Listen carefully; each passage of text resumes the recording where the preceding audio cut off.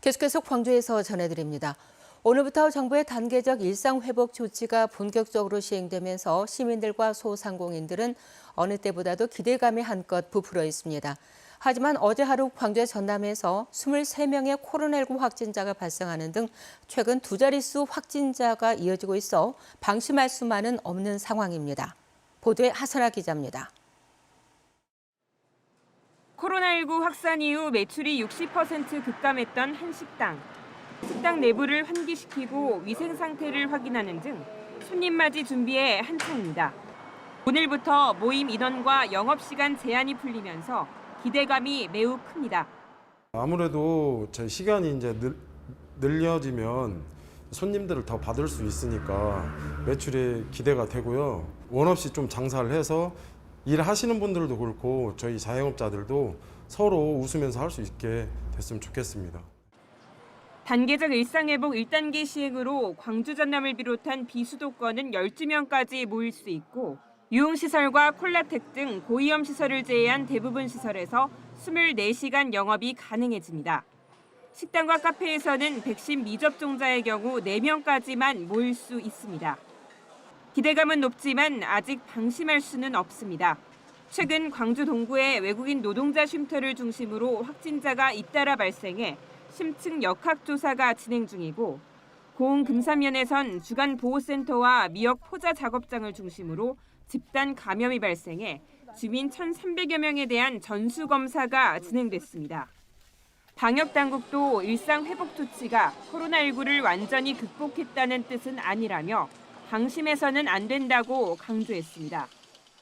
사람 간 접촉 최대한 자제하기, 불효불급한 약속 및 집단 행사 취소와 조금이라도 의심 증상이 있으면 즉시 검사받기, 예방접종 참여하기 등에 적극 동참해 주실 것을 다시 한번 간곡히 당부드립니다.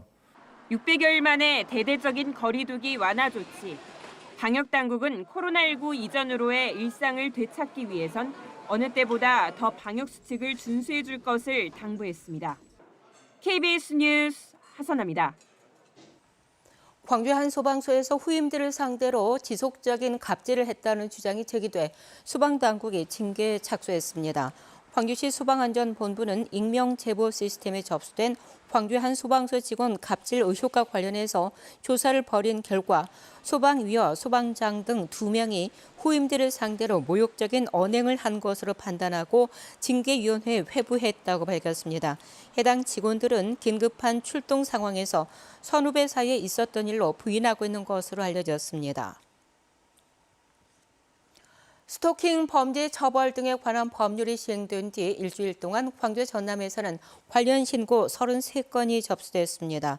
광주경찰청과 전남경찰청은 지난달 21일 스토킹 처벌법 시행 이후 첫 일주일 동안 관련 신고는 광주가 11건, 전남 22건으로 잠정 집계됐고 이 가운데 형사 입건자는 광주가 6명, 전남 8명이라고 밝혔습니다. 스토킹 처벌법은 지속적 또는 반복적으로 특정인에게 접근하거나 연락하면서 정신 및 육체적인 피해를 주는 경우로 최대 3년 이하의 징역에 처할 수 있습니다. 날씨가 쌀쌀해지면서 경북 동해안에서는 꽁치 과메기가 생산되고 있습니다. 이번 겨울은 위드 코로나 시대로 접어드는 만큼 브랜드 상품 확대를 위해서 위생적인 시설 속에서 명품 과메기 생산이 한창입니다. 대구방송총국 강전일 기자가 보도합니다. 바닷가 덕장에서 꽁치 과메기 말리기 작업이 한창입니다. 이는과는 달리 작업은 제습과 냉풍, 공기순환이 자동으로 이루어지는 창고 안에서 진행되고 있습니다. 실내에서 말려지는 과메기는 특유의 쫀득한 식감에다 불포화 지방산 DHA와 EPA가 풍부한 식품으로 탄생합니다.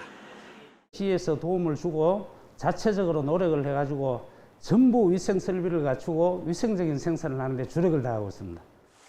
신선한 세척수 공급과 위생적이고 현대화된 시설을 통해 명품 과메기 브랜드 상품이 만들어지고 있습니다.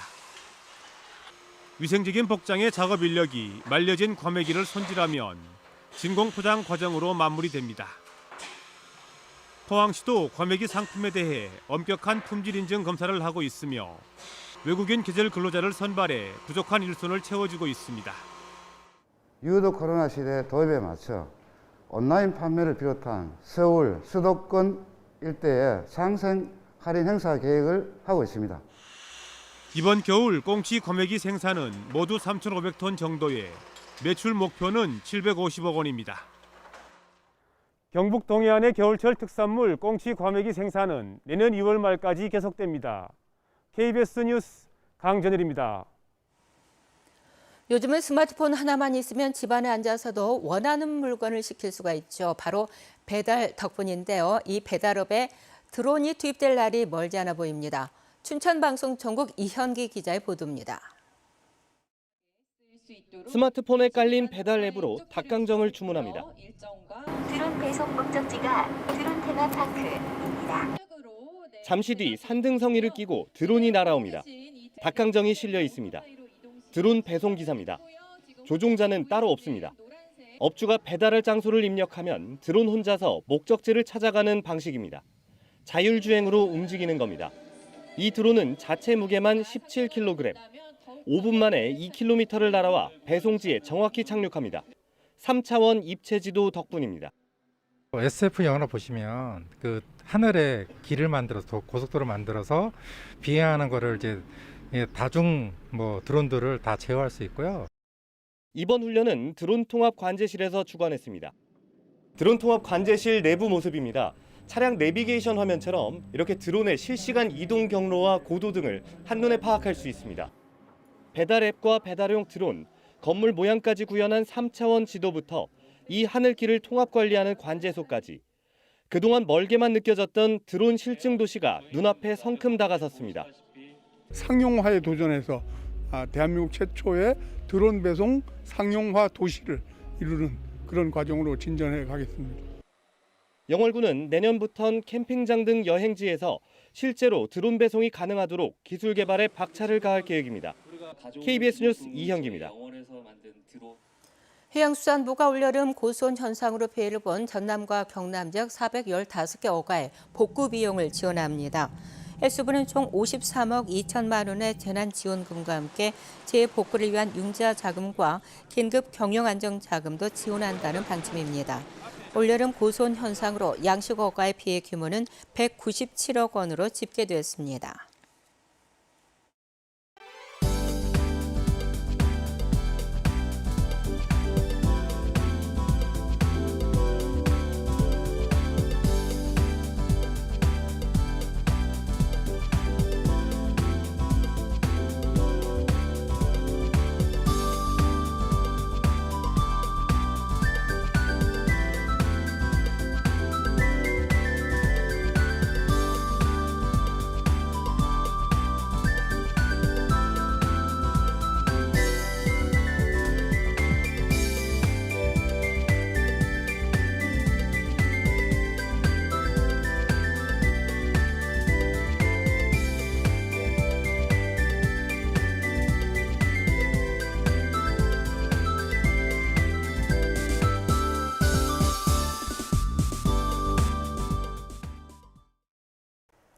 (11월의) 첫날인 오늘 선선한 가을 날씨가 예상됩니다. 가끔 구름 지나겠고요. 오후부터는 맑은 하늘 보이는 곳들도 많겠습니다. 다만 낮 동안에는 북쪽을 지나는 약한 기압골의 영향을 받겠는데요. 이 때문에 전남 서해안 지역을 중심으로는 낮 한때 아주 적은 양의 빗방울이 떨어지기도 하겠습니다. 양이 적어서 바깥 활동하는 데 큰 불편함은 없겠지만 작은 우산은 가방에 넣어 다니시는 것도 좋겠습니다. 아침 최저 기온 광주가 11도 안팎으로 어제보다 2, 3도가량 높게 시작하고 있고요. 한낮 기온 20도로 선선하겠습니다. 내일과 모레는 아침 기온이 오늘보다 내려가면서 내륙을 중심으로 5도 안팎까지 떨어지는 곳들 많겠고요. 이렇게 기온이 떨어지면서 일교차가 크게 벌어지겠습니다. 다음은 자세한 지역별 날씨입니다. 아침 기온 대부분 지역이 어제보다 높고요. 낮 최고 기온은 담양이 21도까지 오르겠습니다. 여수와 보성의 낮 최고 기온 21도, 순천 22도까지 오르겠습니다. 목포는 낮 최고 기온 19도, 영암과 강진 21도, 해남 20도가 예상되고요. 신안도 한낮 기온 19도로 어제보다 3도가량 낮겠습니다. 바다의 물결은 남해서부 동쪽 먼바다에서 최고 2.5m로 다소 높겠습니다. 당분간 대체로 맑다가 절기상 입동인 일요일에 비가 내리겠습니다. 날씨였습니다. 어제 오후 4시 20분쯤 순천시 서면 정소리의 한 주택에서 불이 나서 소방서 추산 4,200여만 원의 재산 피해를 낸 뒤 30분 만에 꺼졌습니다. 경찰과 소방당국은 주택 옆 다용도실에서 전기적 요인에 의해서 불이 난 것으로 보고 정확한 화재 원인을 조사하고 있습니다. 광주시가 장애인들이 많이 이용하는 행정복지센터 등 공공기관 134곳을 대상으로 점자 표기 실태를 조사합니다. 이에 따라 이번 한 달 동안 장애인 편의 증진 기술지원센터 기술요원이 공공기관을 방문해 출입문 점자 표기판과 계단, 경사로 손잡이 점자 표기 등 11개 항목을 집중 점검합니다.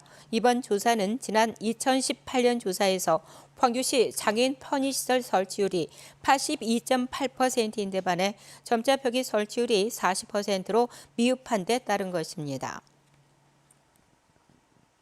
광양항 배우단지 입주 기업에 대한 기술 보호 지원이 이루어집니다.